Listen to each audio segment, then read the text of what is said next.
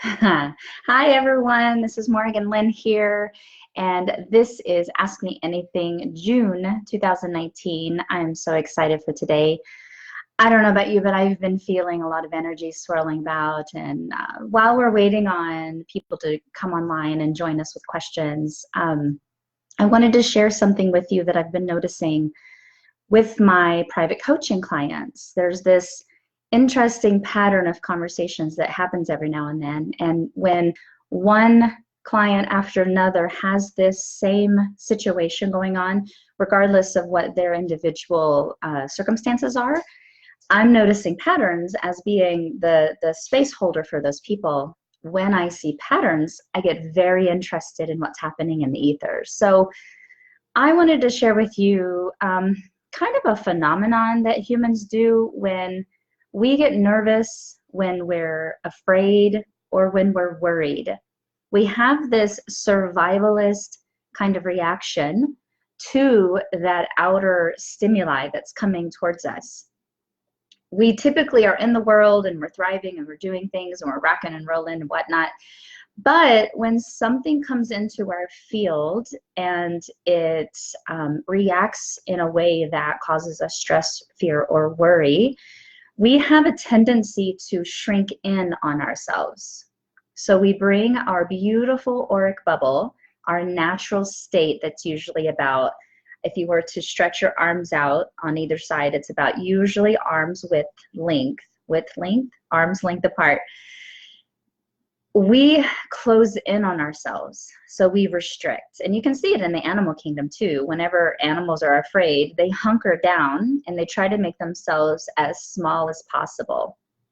And I say to my clients, well, yeah, a small target is hard to hit, right? So when animals are in fear, when they're in danger, they shrink in on themselves.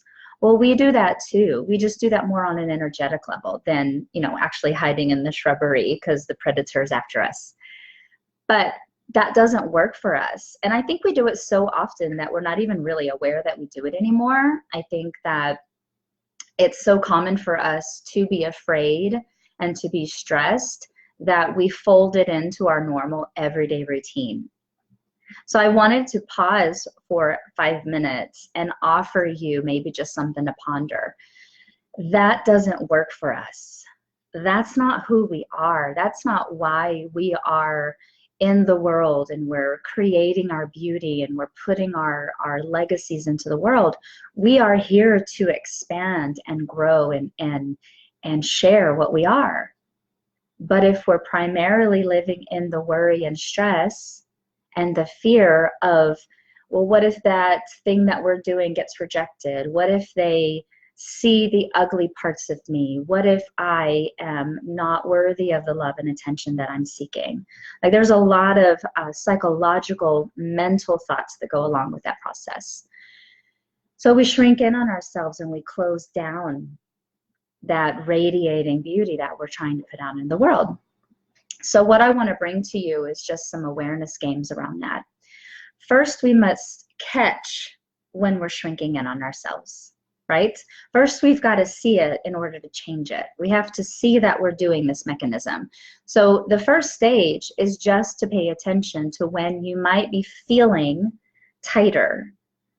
For no apparent reason, really. There's nothing really dangerous coming at you except just your perceived danger of whatever that is. Again, it might be someone's judgment. It might be the fear of being rejected. It might be the, I don't want to get my heart broken again. So whatever the thing is, right, we're all different. We're all going to have our own baggage and our own wounds around that conversation. But wherever you are and whatever's happening, notice when it gets tight. This is especially true for empaths because we're going to feel that tightness between the heart and the throat. So it's this like little tube, like the esophagus or the trachea area. That was hard to say. Notice that tightness because it'll kind of constrict on you. Again, I think we do it so often that we're not even really aware that we do it anymore. We just kind of deal with it. Now, the next stage, when you catch that, typically what we do is we run from what is uncomfortable. That's the instinctual part of it. That's the part of our animalistic brain that says, danger, run. Okay? So the first stage is to catch that you're actually restricting that energy flow and constricting upon yourself. But the next stage is to catch when you're trying to run away from it and not. That's going to feel so counterintuitive, and I'm very aware of the challenge that I'm setting before you, because we don't like being uncomfortable for any reason. We don't like feeling that we may get our heart broken or put ourselves out there and people will laugh at us. Like, we don't like feeling in danger. It's just that that's not real danger. We're not really in danger for our lives. Yeah, it sucks, but we've programmed ourselves to believe that anything uncomfortable is going to kill us, and that isn't true. So it's like we've got to outwit our animalistic responses and lean into what's uncomfortable. So here's the third stage. First we catch it, then you don't run from it. I want you to sit in it for just a moment. And here's how it, like, I can already kind of feel that you're either you're in this space already, recalling something that makes you afraid and nervous, or you can imagine what it felt like a few days ago when you had it, right? But I can already tell you're touching that energy. So what I want you to do is I want you to take a breath. I just want you to breathe, okay? And when you do, and you exhale, I want you to imagine this light tube that's tight. I want you to imagine it opening, just expanding back to some sort of normalcy for you, where you, like, there's this interesting phenomenon that happens when you do that. Even though this is an emotional, mental constriction, it will hurt the physical body. So when you emotionally and mentally, like, imagine yourself opening that flow again, there's a rush of blood flow that goes to the body. The blood flow can get to the brain. It opens up the senses. Our perception clarifies. It's an interesting, holistic approach to being able to stay present when we're scared, nervous, or stressed. So catch it. Don't run from it. That's going to be probably the hardest part, because we're so used to avoiding it and no, I don't know what you're talking about, and trying to get out of what we are perceiving as dangerous. And then the third stage is to make space for it, to breathe and see this expansion. And then what happens is our auric field goes back to normal. We can breathe. We can have this space. And that's it, it's hard to explain in a mundane kind of way, but you are creating space to have the thing that you're nervous about. You're just sitting with it. You're just having it. There's no need to kill it or run from it or like totally deny that you're even feeling it to begin with. You're just having it. And when you have it and you create space for it, clarity comes. Our animalistic brain switches over into the higher mind, the wiser mind, the one that can see the multifacets of the situation. But if we're in the animalistic brain, we're just danger, even though we're not really in danger. So can you kind of look in your life where that survivalist reaction has limited you in your adventures? Have you wanted to put yourself out into the world and then that choked you and you were like, oh no, I can't do that? And we took it maybe as guidance, or we took it as gut instinct, like, oh no, that's a bad thing. I need to move away from that. When really it wasn't. It was just the fear and stress of this situation and what might happen. This is how humans live small lives. This is how we deny ourselves risk and daring and going into adventures to try on new things. So the next time you feel that tightness come into yourself, just without running away from it, just stop for a second and breathe into it and create space for it. And you're not really trying to figure it out, because that's also another thing that humans do. We need to understand everything. We need to have all the answers, and we need to be right about, all the stuff we want to think about. What if that wasn't even the case? What if just making space for it and expanding in it and having it be there was enough to minimize the reactionary energy and to open up the clarity of the situation? Because then you'll be able to see more about what's going on. So because I've been having so many clients talk about this, like, just, I'm not even kidding, session after session after session, I take that as a pattern that needs to be talked about, because it's not just my clients that's going through it. It's more people out in the world. So take it if it resonates, throw it away if it doesn't. But this is something that I've been playing with lately, just watching when I'm nervous about something. And then when I create the space of it, I get that it's not a real danger. Or I get that I do need to walk away from it, because that's where the clarity comes in. It is something that is trying to give me guidance to move away from, but at least I know now. And I have clarity as I walk away.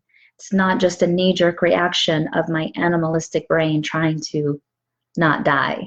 So there's a huge difference. And there's such a spectrum in that conversation too, because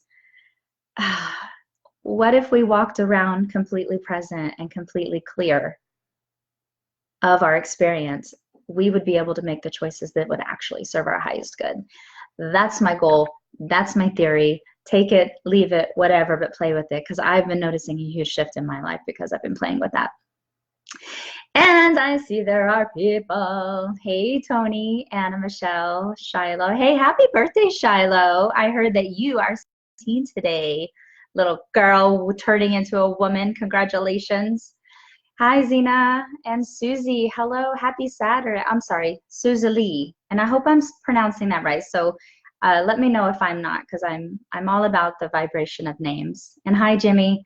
So this is Ask Me Anything. This is the space that I create so that if you have something on your mind, a pondering, a theory, I want to know more about this subject, I don't understand this concept, ask me, because this is the space that's being created for that. I want to be able to have open dialogue with people about, I don't know, things that we don't actually like feel safe to ask people in, social circles, or going to lunch with, coworkers, and we're not sure how to broach the situation. So this is that space, and I wanted to throw everything out there. You're welcome, Shiloh. Oh, good. Susie Lee says it's a nickname and you did it perfectly. Okay, good. I'm glad. And yes, she's 17. So what are your questions? What's on your heart? What's on your mind? What's rolling around in your life right now? And it has you curious, or it has you overwhelmed and stressed, because that's also the space, is to provide clarity and to provide conversation around these topics. That's what today is about. And so we do this every month for those of you that are maybe catching this the first time, or you're watching the recording later. What is on your mind today? What's going on? How's it going? I'm gonna take a drink because my throat's dry. I'm making space for us. I feel it, right? There's this interesting shift with people. Hi, Kim. It's good to see you, love. I'm so happy we've connected.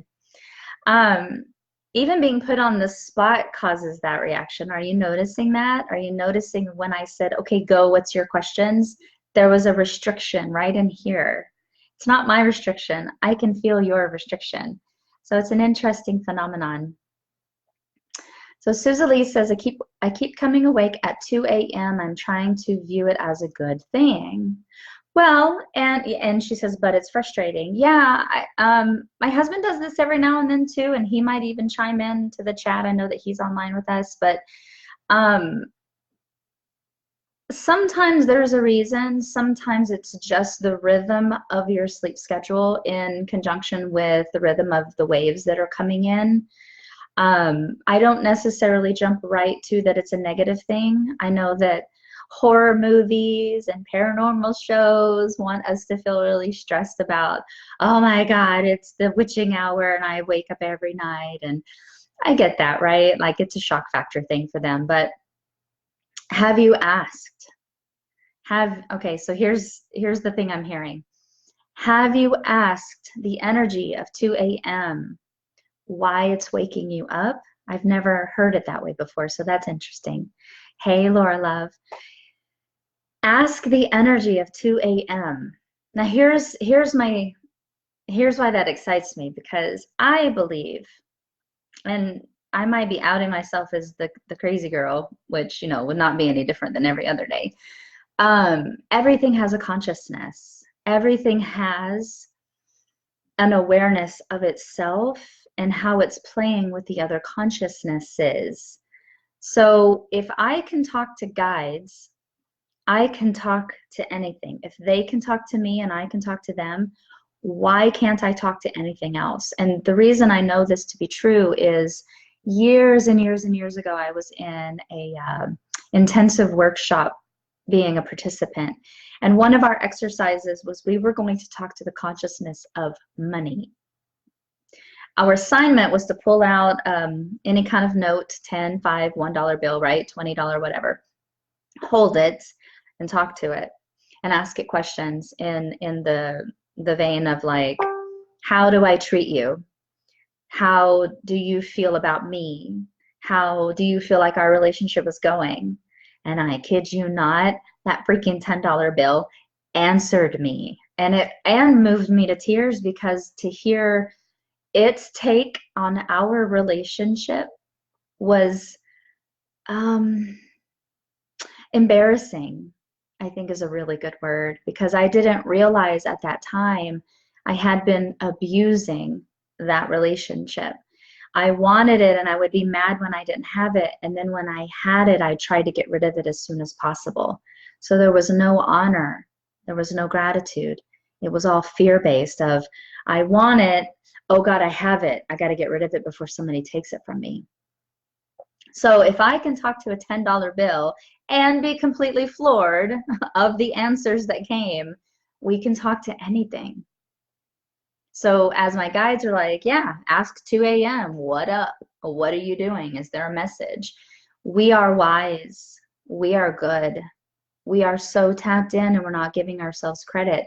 So what if you did that? I wonder what answers you would get. And you don't have to wait until 2 a.m. to ask either. They're telling me like, you can ask now. So play with that and see what that feels like. Susie Lee says, yeah, that makes sense. Yeah, it was a very eye-opening conversation to have with my $10 bill. Oh, and the funny thing about it, because I was so moved by it, I had this little like calendar wallet that was like the size of a bill, right? I put that $10 in the sleeve of it so that I'd always remember to never take it for granted, right? Affirmation work, right? Early. That was when I was a newbie. I thought I had to like hold everything. But then one time I went to go visit a friend in the hospital and my son was little and he hadn't eaten. And so we went down to the cafe to get something to eat. And I forgot my wallet, although I had my calendar with the $10 bill. And I was so sad that I had to spend it. I thought I was betraying the $10 bill because I was having to give it away. And so I kind of felt guilty and ashamed that I had like broken my promise or something like. And as I got into the elevator afterwards, I asked the energy of like, why did I have to get rid of you?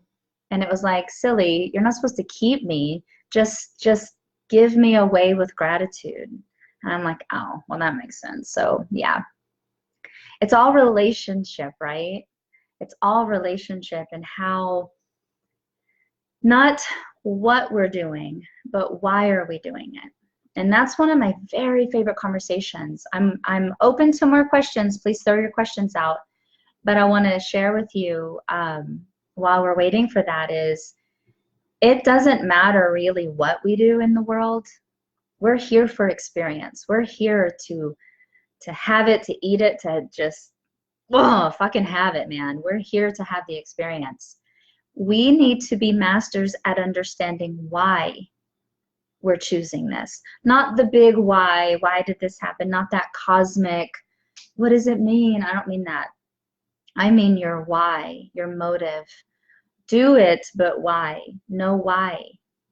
Because there's such a different energy, frequency, space of I'm gonna walk away from this situation because it frightens me, and I just don't want to know the answer. And so if I walk away, you know how we opened the call. If I walk away because I'm in danger of, you know, perceived danger, and I never like stop and review what's going on, I may be missing an opportunity for growth. I may be missing an adventure. This opportunity to expand my awareness and my wisdom and my experience.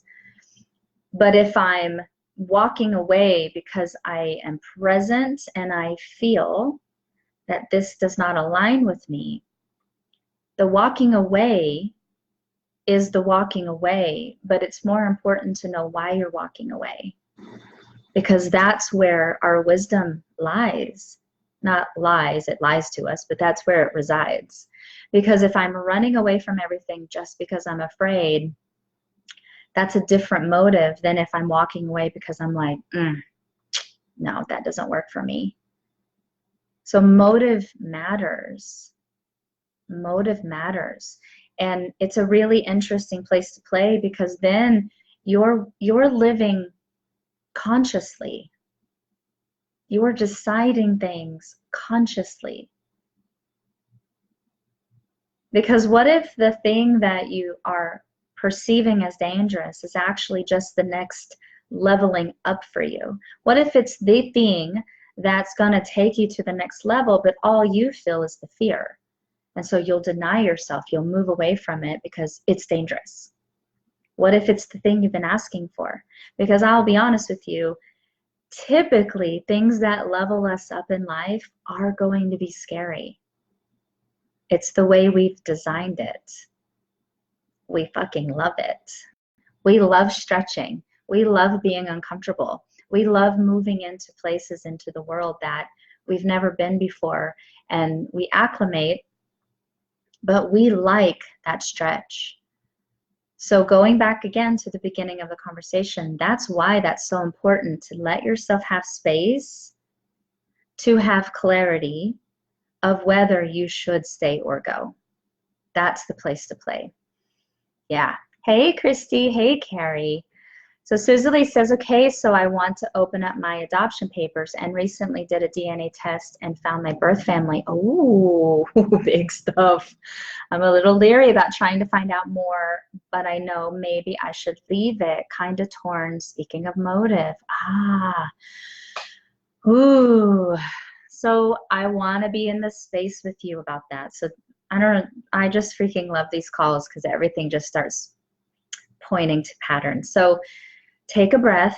This is exactly what we talked about in the beginning. And if you missed the beginning of the call, when we're done and it's uploaded and you see the recording, go back and watch it. But take a breath in that energy. Okay? I have my adoption papers. I don't know if I should do it. I don't know if I should leave it alone or move forward. Just take those statements. Take a breath. Like, feel how tight that gets. It starts kind of closing in on you, right? I want you to take a breath. I want you to open the chest and just kind of see this light tube just stretch open. And I'll even I'm a tactile, touchy person. So I'll even just kind of bring my awareness to the process by doing it physically, like I do it. Take a breath in it. And in the breath, you're not trying to get answers. This is the counterintuitive part, because humans are like, what is it? What is it? What is it? What is it? We go after the answers. We attack the answers. We're not doing that in the space. The space is just to give it space because it's tight. And when our energy is tight, here's the deal. Guidance and answers can't come in because it's like we've created like this armadillo shell. Like it's like this hard ball. Nothing can come in. Answers, inspirations, ideas, guidance. When we're tight, we're not getting answers. This is why the answers are never accurate when we're tight. So we've got to create the space, and we've got to let that like armadillo shell relax and open up, because then we can take in answers. So the space is not for the answers. The space is for what is coming towards you to give you answers. I hope that makes sense. And you literally sit there as long as you need to feel this tightness relax. This is not a rushed job. I'm so tongue-tied today, I apologize. It's not a rushed job. You're not hurrying up so you can figure it out. You are creating a new reaction to your old reaction space, right? Instead of being a survivalist, we're being the conscious one. So it's not a rushed job. So you just breathe and open and take your time until you feel this expand and relax. And when you feel that expand and relax, then you can ask the bigger questions. So bring me some questions. I'm like, what would serve my highest good right now? Does this align with me? That's one of my favorite questions. Does opening the envelope and knowing that information align with me right now? Because now you're accessing your higher mind, your wiser self. And you have to ask the wiser questions, not should I do this? Am I supposed to do this? Is this the right thing to do? Those are ego mind questions. Those are lower mind. So I would play with that, sweetheart, and it's all okay. Again, it doesn't matter what you do. It's know why you're doing it. Because there are no wrong answers in this universe. The motive is more important than the answer. So I hope that supports you there. I'm really feeling you. I'm really feeling the weight of that. And yeah, it's a big deal, right? It's okay to have that feel like a big deal, because it's a big deal. Miss Carrie says, what can we do to stay sane and functional while living in a world where children are being imprisoned and tortured in concentration camps? Yeah. How do we cope with grief on a global scale? I can't stop crying. Oh, my sweet girl. I love you so much. Like okay, so I just tapped into you. I feel it, right? And I know you, so I know you know that I know you, right? Just for context for everybody else. I know you're connected to this planet. I know you are the Earth Mama heartbeat of the planet. And my answer is not very popular in the sense that it's not going to satisfy, because our country specifically, but also our planet, right, is in a trajectory of shadow work. I'm not saying that, oh, what's happening is perfect and it's in alignment. And no, I'm saying it's atrocious. And there are things we can do about it on an active level. There are people that have signed up to be the fighters, the front line, the protesters, the activists, the lawmakers, etc., right? There are people that are more in the background of organizing those things and being a part of them and adding their energy into it. And there are people that are just energetically adding it, right? So I'm not saying this is an easy answer. What do you want to do about it? Where's your alignment in what's happening? Because there's something about being a part of it that can satisfy that you are being a part of it. And it's not, how can I save the world? One person's not going to save the world.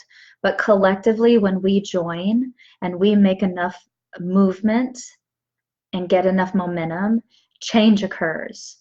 So what I'm inviting you to do, my love, is try to back away from the feeling that you are responsible for the whole. You cannot be. But asking the alignment within you, make the space, access that higher mind. What can you do about it? What are you willing to do? What are you capable of doing? What would satisfy your heart and your soul and your mind to know that you are being a part of the change on your level, in your neighborhood, in your community?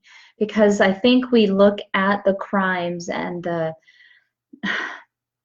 it's terrible. It's terrible. What's happening is terrible.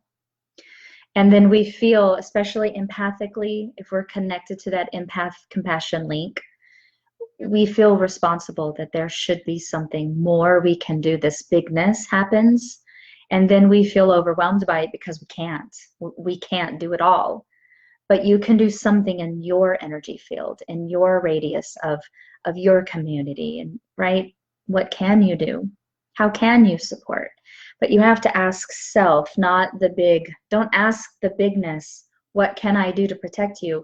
You have to ask self, what would align with me right now? What am I capable of? I don't know if that helps you. I feel you. I get it. And it's terrible. But there's something we can do about it. We just have to figure out where we fit in the grand scheme, right? We're only one puzzle piece of the whole puzzle, but that one puzzle piece is important or the whole puzzle doesn't make sense. So figure out your piece of what you can do. I hope that supports you. I love you so much. I love you so much. Like, you're gonna make me cry if I connect with you anymore. Hey, Rebecca and Lori. Oh, Miss Lori. Hi, Lori, honey. I'm actually not doing guidance reading kind of questions. I get a yes, of course he is, but I'm not doing the guidance style readings. This space, for everyone else that's listening, this space is more for the curiosities and wonderments of life, like what is on your heart, your mind, as far as like how the world is working and how you're working, and topics and such. So I just want to have a clarity around that. I know it gets a little muddy in there because I am a reader and I also understand that, but and just to follow up with you, am I supposed to go to Greece to learn more? There's no supposed. There's no supposed. I really want to, like, I want to hit this hard for people, for everybody. Everybody that has this programming of what we're supposed to do, there is zero supposed. Zero. Because supposed, the frequency of what I'm supposed to do, means that if I get it wrong, I have failed. Or if I don't do the thing that has been charged of me, I fail. Spirit, source, God, goddess, universe, whatever we want to call that, it's all, you know, interchangeable for me, doesn't look at us that way. It's not a checklist of things we're supposed to do before we die. There are only things that we are aligned with. And so a better question is, does moving to Greece to learn more align with me? And what you're doing is you're asking your internal wisdom. You're not asking the outer wisdom of God, universe, source. Does that make sense? When we say, am I supposed, what we're doing is we're asking outside of ourselves. What is the answer? Because I want to hear it so I don't get it wrong, so that when I die, I feel like I did everything right. You see the game? We're always going to be wrong if we do it that way. Always, because we're asking outside of ourselves, when really the answers are already written within you. Go or don't go. Go or don't go. Because here's also the truth. If you are meant to go, if there's information there for you and you choose not to go, the information meant for you will find you regardless. We're not going to miss our soul's path. So what if we gave ourselves a little bit of space to not have all the answers and just go where we feel aligned? And so, do you want to go to Greece to learn more? Like what answer comes from this area of your body? Do you want to go? Does that feel like that would be exciting for you? Does it feel like it would be a little bit of a stretch? A little bit of a, oh shit, like I'm excited, but I'm nervous. I'm excited, but I'm scared. Like that little space right there is how we usually know the answer is yes. When it's going to stretch us and we're nervous. That's the perfect sweet spot for growth. But if it's like, meh, I could go to Greece, no biggie, then it's probably not aligning with you. So let's get rid of the word supposed. Let's just get rid of it because there's no supposed. Either do it or don't, and trust that if you do it, it's for you. And if you don't do it, trust it's for you. And information wants to find you anyway. So there's something beautiful about traveling abroad and learning new cultures and having those experiences. Yeah, you'll grow, right?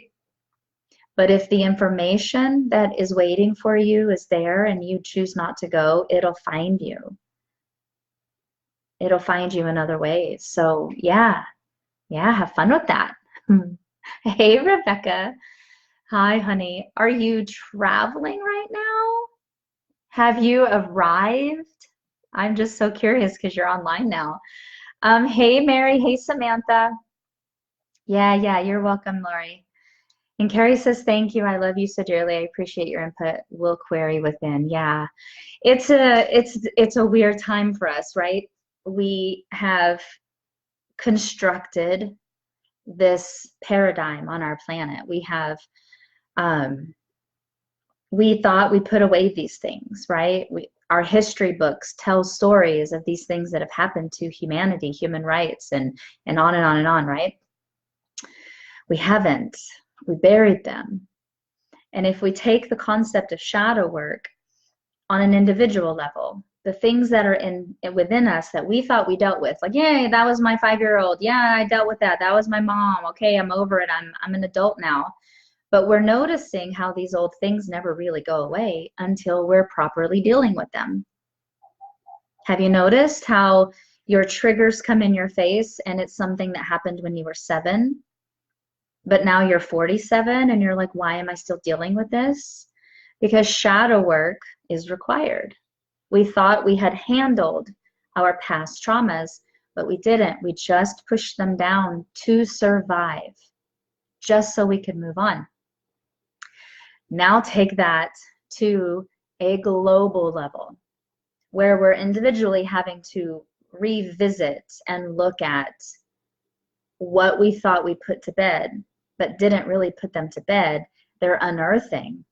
It's the zombie apocalypse. My guys just showed me like the video Thriller in my head. They're coming out of the ground because they will not be buried anymore. Every individual is going through this, whether you want to admit it or not, but that's why these patterns keep coming up in your face. That's why they keep showing up in the same energy, just different circumstances. Have you noticed that? It's the same feeling with just a different person or a different experience or a different location, but it's still the same hurt.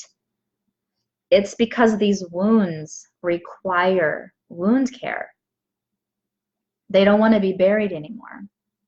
So if every individual on the planet is going through that in an individual level, our whole planet is going through this on a more social norm, what's normal, what's healed, what's not, where it's unearthing. So human rights and the Me Too movement is starting to unearth all of the women's rights, and our gay transgender community, that whole, like all of these little pockets of these things that we thought we dealt with collectively are going, no, you actually didn't. I have more to say. I have more to do.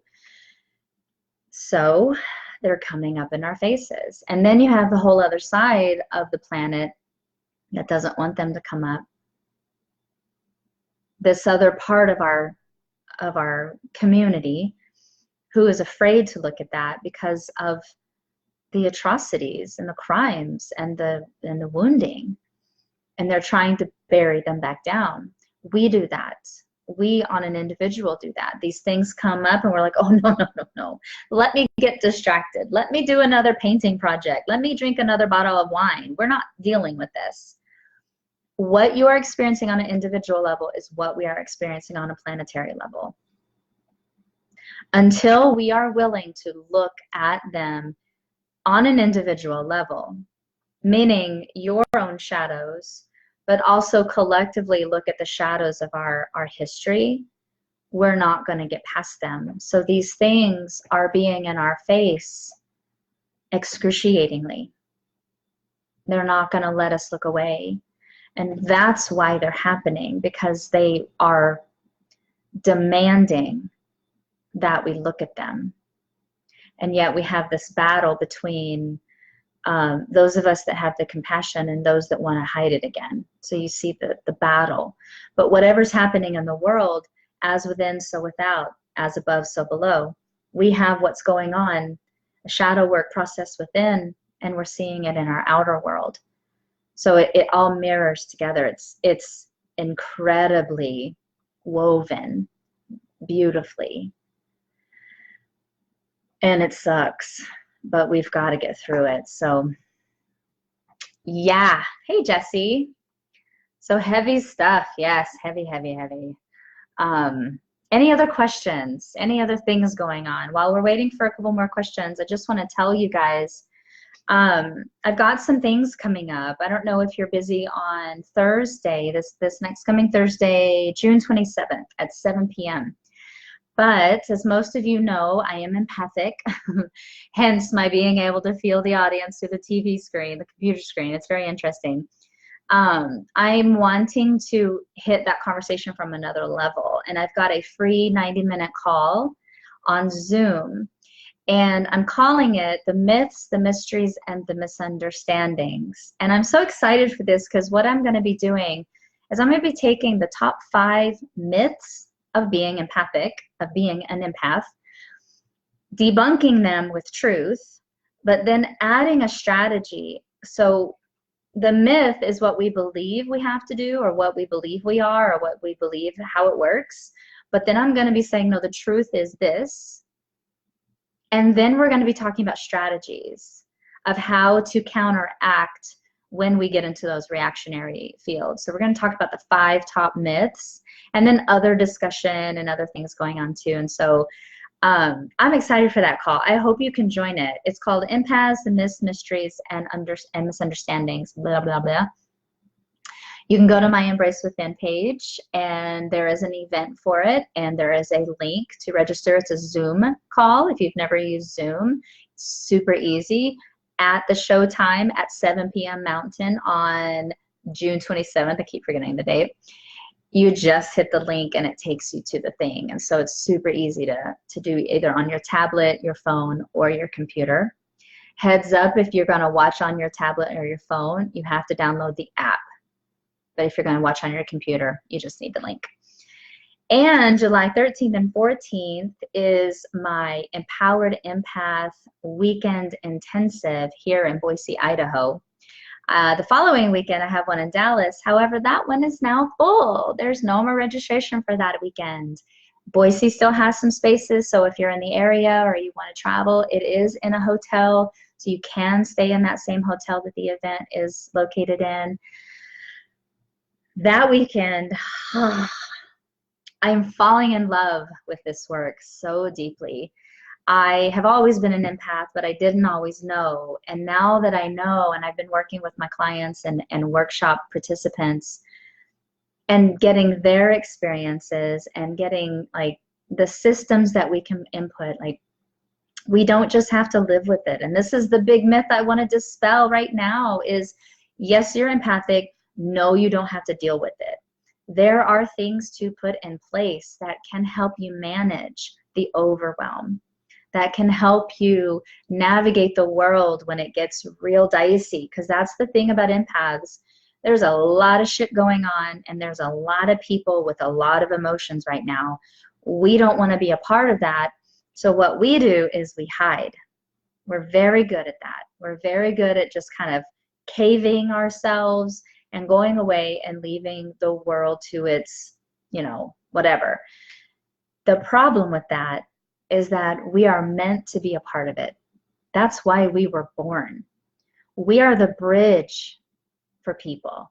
We are the bridge from apathy to empathy. We are the connectors to bring this world to a level of compassion and empathy.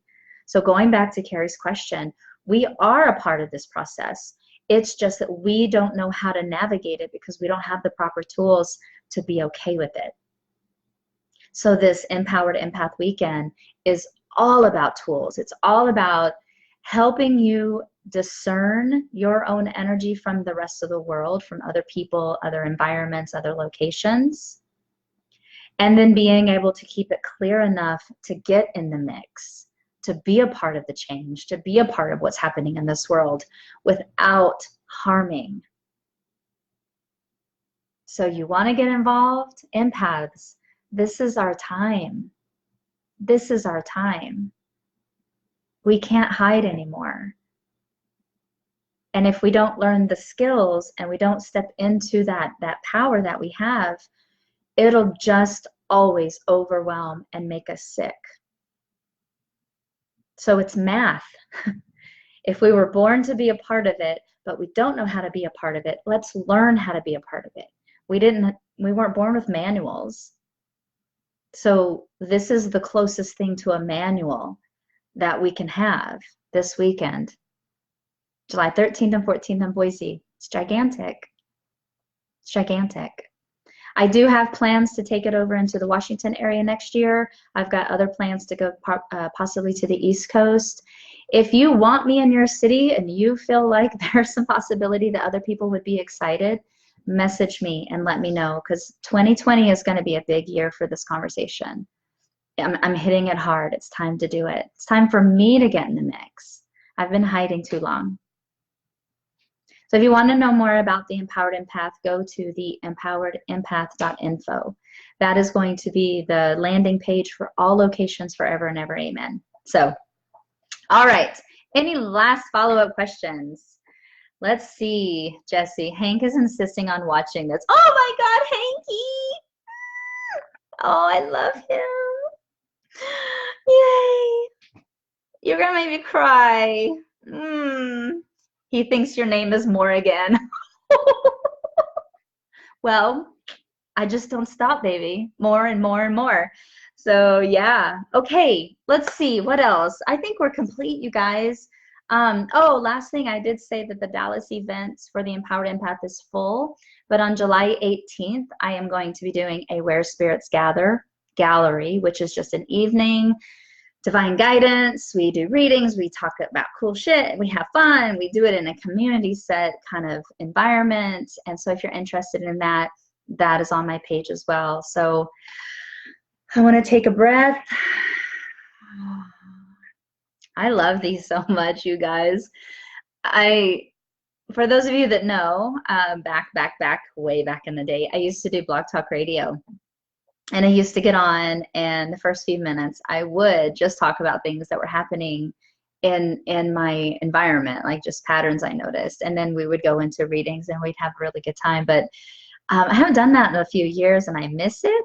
And I've considered going back to it, but I actually like this better because I get to be with you on this forum and this platform. And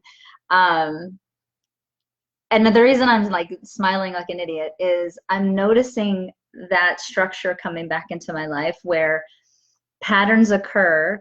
I'm noticing them, and then they're really great conversation, because then who is attracted to come to these Facebook Lives are the people that are feeling those patterns and not knowing that that's what we're going to talk about.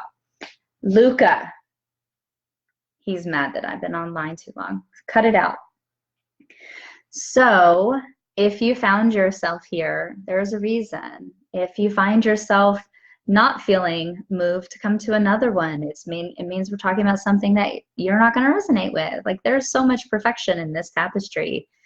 I'm honored that you came today. I'm happy that you brought your questions. I'm going to be doing this again next month, and so just watch for the event on the Facebook page. And feel free to share this video with people that you like. Maybe some people were coming to mind as we were doing those exercises. And let's get it out in the world. Let's unite. Let's build our empath army, because this is what it's about. We need to get into the world now. And I love you guys so, so much. And I hope you have a great rest of your weekend. I'll see you next month. Later.